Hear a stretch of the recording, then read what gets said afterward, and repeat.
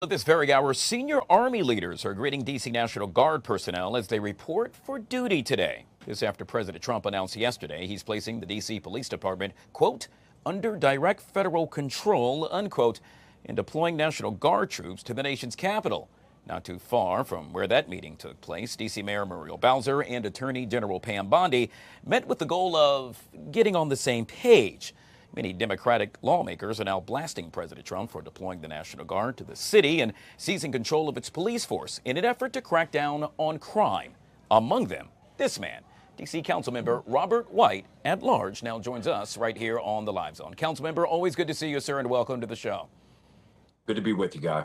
So I'm very curious. I guess first and foremost, were you surprised with regard to President Trump federalizing the Metropolitan Police Department?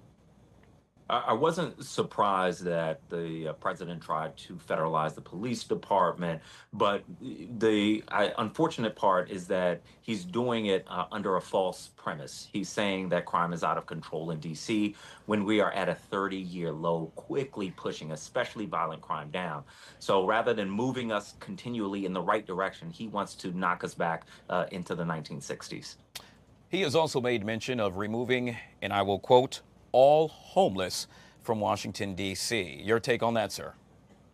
Look, I don't think there's a jurisdiction in the country that cares about homelessness as much as Washington, D.C. But what we have to know is you can't throw people away. Nobody really chooses to live outside as their first option. So if the president wants to help with homelessness, he will stop cutting funds for vouchers, stop cutting funds for public housing, stop cutting funds for human services. That's how we get people off the street, not just by pushing them out. Your colleague, Councilmember Trayon White, has in so many words welcomed the president's actions, saying that additional law enforcement would in essence be an added bonus. Do you agree with him? I don't understand that comment, Guy. Federal military officers are not trained to be in our neighborhoods to do community policing, nor is the intent of the president public safety. If the intent was public safety, he wouldn't praise and pardon the people who bloodied federal and local officers on January 6th, who stormed our Capitol. What we're seeing here is a double standard that reminds me again of going back to the 1960s. We know what works in public safety. Major cities are doing this well. In D.C., in Baltimore, we're pushing crime down. So rather than use us as a political pawn, work with us because we do have solutions, but we need real partnership. Councilmember, I had the opportunity to read your statement you released following President Trump actually federalizing NPD. In so many words, you yet again called on officials, if you will, and your fellow lawmakers to bring about D.C. statehood. It's so important, Guy. If DC were a state, we couldn't have our police force federalized at the whim of a president. Now, whether you agree or disagree, what you have to realize is the vulnerability of democracy. And importantly, the president said next he's going to California, to Illinois, to New York. And so he intends to do this in other places. So we need people to stand with DC now, support DC statehood so that we can protect our democracy, not just locally, but nationally. Councilmember, under the Home Rule Charter, the mayor, the Metropolitan Police Department, and the D.C. Council, they in essence remain an authority, and federal intervention is only permitted for narrow, specific purposes. But I have to tell you, there is so much confusion surrounding all of this. For example, the question was posed to me, is D.C. top cop Pamela Smith still the chief of police? Chief Smith is still the chief. She still reports to the mayor.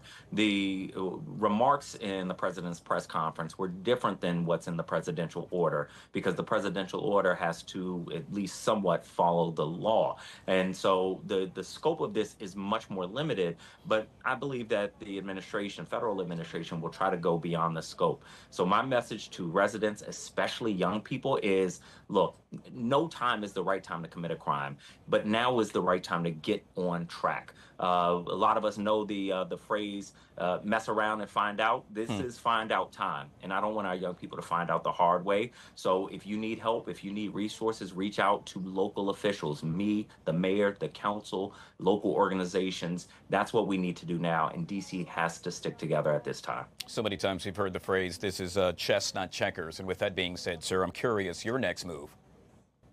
Look, I'm going to keep working to protect the district. I've worked with my colleagues and sometimes just by myself going up to Capitol Hill, knocking on the doors of members, sometimes Democrats, sometimes Republicans, and letting them know what a violation of democracy it is that we have seen from this president and from this Congress. So we have to keep educating our federal partners, our national partners on the vulnerability here for DC, for democracy, and for our nation. So I'm going to stay focused on that because that's how we protect DC and that's how we protect democracy. Councilmember at Large Robert White. I should also make mention a fifth-generation Washingtonian joining us right here on the Live Zone. Truly appreciate your time, sir.